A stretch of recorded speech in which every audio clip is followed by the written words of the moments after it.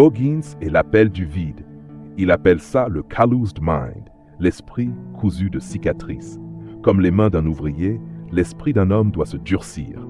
Et la seule façon de le faire, c'est de te lever chaque jour, même quand tout en toi veut rester au lit. You have to build calluses on your brain, just like how you build callus on your hands. Traduction, tu dois former des callosités dans ton esprit, comme tu le fais sur tes mains. Conclusion du chapitre 2. Sois ton propre gardien. Alors deviens ton propre garde-chiourme. Arrête de négocier avec ta douleur. Oblige-toi. Discipline-toi. Respecte-toi. You will never learn how strong you really are until being strong is your only choice. Traduction, tu ne sauras jamais à quel point tu es fort, tant que tu n'as pas d'autre choix que de l'être. Écris en commentaire ma discipline et ma liberté.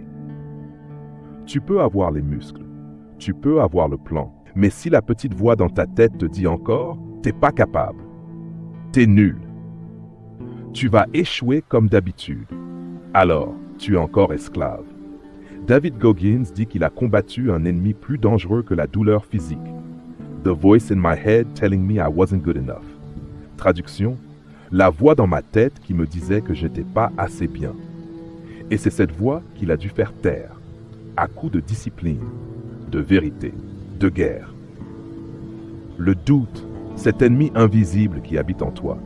Goggins appelle cette voix la bitch voice, la voix faible, celle qui te dit de te reposer, de faire une pause, d'abandonner. Elle parle fort quand tu es fatigué, quand tu as peur, quand tu as échoué 10 fois. Et chaque fois que tu l'écoutes, elle devient plus forte.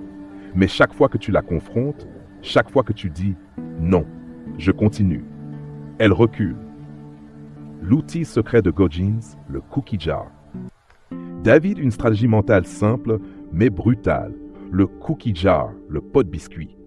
Mais ici, les biscuits ne sont pas des douceurs. Ce sont ses victoires passées. Chaque fois qu'il doute, il plonge dans ce pot. La Hell Week réussie. La perte de 45 kilos. Les ultramarathons terminés. Les voix qu'il a fait taire, une par une. Et il se rappelle, I've been here before.